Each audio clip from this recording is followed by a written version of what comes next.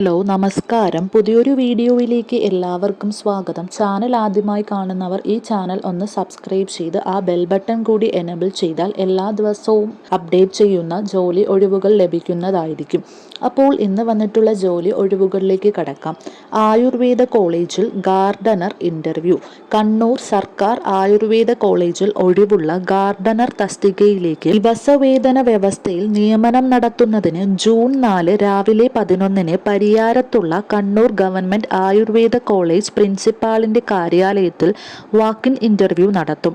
PSC നിർദ്ദേശിച്ചിരിക്കുന്ന last grade തസ്തികയിലെ യോഗ്യതയുള്ളവർക്ക് ഇന്റർവ്യൂവിന് പങ്കെടുക്കാം.